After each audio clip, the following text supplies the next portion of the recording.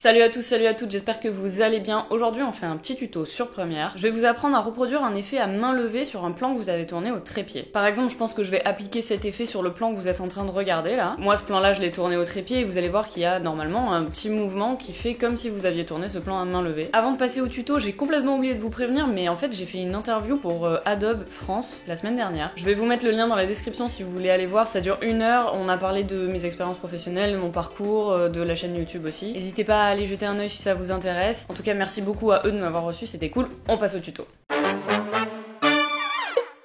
Ok, on se retrouve sur Premiere Pro. La technique est assez simple, vous allez voir. L'idée c'est qu'on va prendre un plan qui bouge vraiment, que vous avez vraiment tourné à la main, et on va transférer en gros le mouvement sur un plan que vous avez tourné sur trépied, donc un plan fixe. Moi ici j'ai pris un plan d'une de mes anciennes vidéos, mais même si vous avez pas encore de plan en stock qui peut servir à ça, vous pouvez juste tourner tout de suite là à la main un plan n'importe lequel que vous tenez à la main avec un mouvement léger, et ça va parfaitement faire l'affaire. On se fiche complètement de ce qu'il y a à l'intérieur du plan en fait, c'est le mouvement du plan qui va nous servir. Donc on va prendre le plan qui bouge vraiment, on va le glisser juste au-dessus de notre plan fixe. On va sélectionner ces deux plans, on va faire un clic droit pour imbriquer la séquence. Imbriquer, séquence imbriquée, ok, pour l'instant je vais pas la renommer. Comme d'habitude, vous savez que si je double-clique sur la séquence imbriquée, je vais retrouver mes deux plans. Mais là on a créé une boîte en fait avec les deux plans à l'intérieur, l'un au-dessus de l'autre. Et maintenant ce qu'on va pouvoir faire, c'est qu'on va stabiliser cette séquence imbriquée. Donc je vais aller dans Effets, on écrit Stabilisation.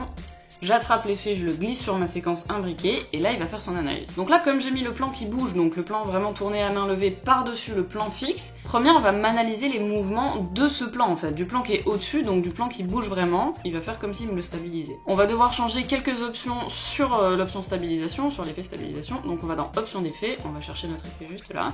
Nous on va changer le résultat en aucune animation, parce qu'on n'a pas besoin d'une vraie stabilisation, et la méthode vous pouvez mettre soit position, soit position, échelle, rotation.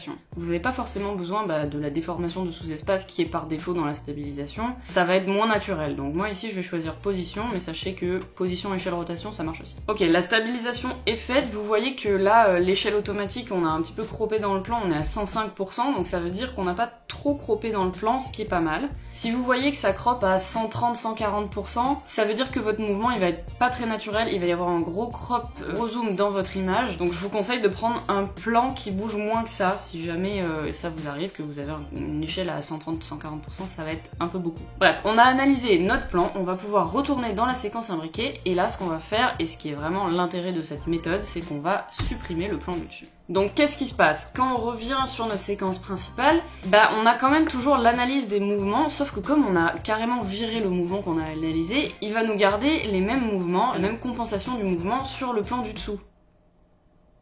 Évidemment, je vais vous mettre un avant-après sur l'écran, comme ça vous allez bien voir le résultat final.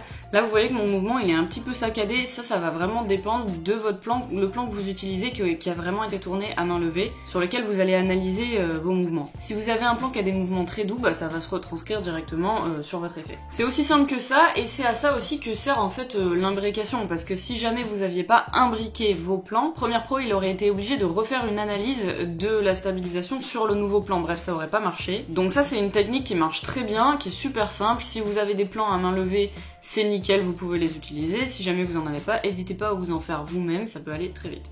Moi j'ai appris cette technique grâce à Codyblue, si vous voulez voir sa vidéo, je vais mettre le lien en description aussi. Je voulais quand même aussi vous dire merci beaucoup, on a atteint les 600 abonnés hier, c'est trop cool, merci. Et je voulais aussi juste vous prévenir que pendant le mois d'août, il risque d'y avoir des tutos un peu plus courts que d'habitude, comme celui-là par exemple. Et là je vais partir pas mal de temps chez mes parents dans le sud de la France, donc je vais pas avoir mon gros ordi pour vous faire des tutos classiques comme d'habitude. Donc ça va être des vidéos un petit peu différentes, je vais essayer de garder quand même le rythme de 2 vidéos par semaine, on va essayer de tenir ça. Pour toutes les vidéos que vous m'avez demandé entre temps, donc j'ai pas oublié tout ce qui est colorimétrie, sous-titres, proxy, etc.